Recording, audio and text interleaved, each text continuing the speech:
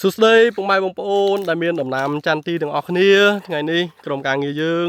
ចុះមកកាន់ទឹកដីខេត្តក្រចេះនៅក្នុងស្រុកឆ្លងនៅក្នុងឃុំដំរីផុងភូមិ27បងប្អូន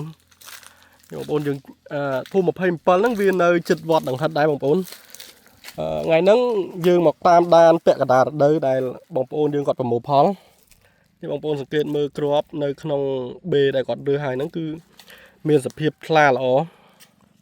ហើយក្របឆ្លោះបងប្អូនឥឡូវយើងបន្តដំណើររបស់យើងដើម្បីថតផ្ទាល់តាក់ទងជាមួយនឹងទីតាំងចំការនេះឥឡូវយើងកំពុងតែដើរថតនៅក្នុងចំការផ្ទាល់បងប្អូនសង្កេតមើលដោយសារនៅដើមខែ4នេះភ្លៀងកក់ខែឬក៏បញ្ហាអាកាសធាតុវាប្រឈមខ្លះដែរចំពោះចំការចន្ទទីភាគច្រើនប៉ុន្តែជាក់ស្ដែងចំការរបស់បងប្អូនយើងដែលបានប្រើប្រាស់ផលិតផលរបស់ក្រុមហ៊ុន VKSN គឺយើងនៅអាចទប់ទល់បានជាមួយនឹងអាកាសធាតុជាមួយនឹងភ្លៀងកក់ខែនេះបងប្អូនអាចសង្កេតមើលផ្ទាល់នៅតាមដើមទិន្នផលដែលគាត់ប្រមូលបានពីចំការស្វាយចន្ទទីនេះគឺមានចំនួនជាង4តោនទៅហើយបងប្អូន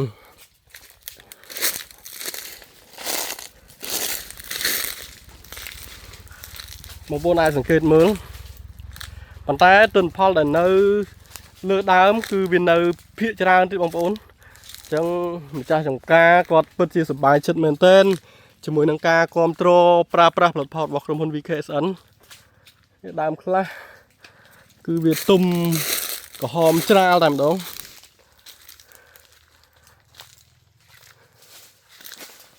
ដីនេះដីមានសភាពថ្មតែតំបន់នេះដីដូចជាល្អគួរសមដែរទេប៉ុន្តែប្លុកនេះវាមានថ្មបងប្អូនឥឡូវយើងកំពុងឡើងតាមជម្រាល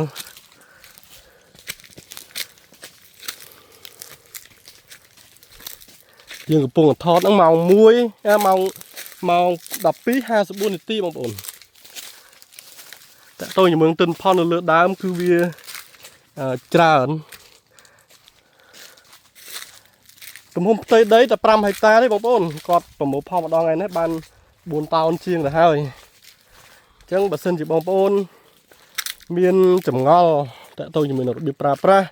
ឬក៏ចង់ប្រឹក្សាបច្ចេកទេសលើដំណាំស្វាយចន្ទទីធ្វើចន្ទទីច្រើនឆ្នាំហើយប៉ុន្តែអត់ដែរបានទទួល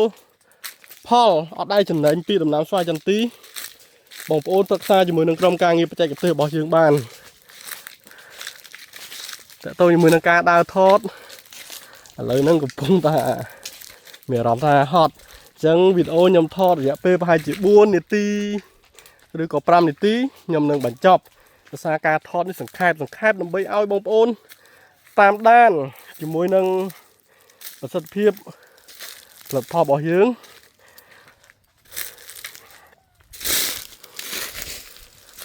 បងប្អូនដឹងស្រាប់ហើយចំការភាគច្រើនឆ្នាំនេះធ្វើអត់បានផលទេប៉ុន្តែអតិថិជនរបស់ក្រុមហ៊ុន VKSN គឺនៅតែទទួលបានទិន្នផលគួរជាទីគប់ចិត្តជារៀងរាល់ឆ្នាំតែម្ដងបងប្អូននេះបងប្អូនឃើញខ្ញុំដើរលឿនថតចោះដើម្បីឲ្យបងប្អូនបានតាមដានទេសនាឲ្យបានភាគច្រើនក្តាប់វិញនៅក្តាំងពេញដើមបងប្អូន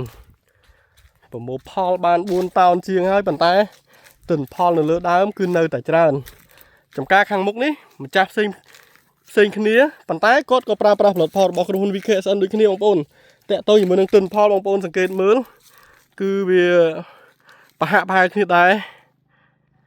នេះខ្ញុំ zoom ទៅអត់បានដើរឆ្លងបន្លាយទៅទេបងប្អូនខ្ញុំថត zoom ពីចម្ងាយឲ្យបងប្អូនបានមើលនេះអញ្ចឹងតាក់ទងជាមួយនឹងទិន្នផលវាប្រហាក់ប្រហែលជាមួយនឹងចំការដែលខ្ញុំកំពុងតែថតអញ្ចឹងវីដេអូខ្ញុំសូមបញ្ចប់នៅត្រឹមនេះសូមអរគុណ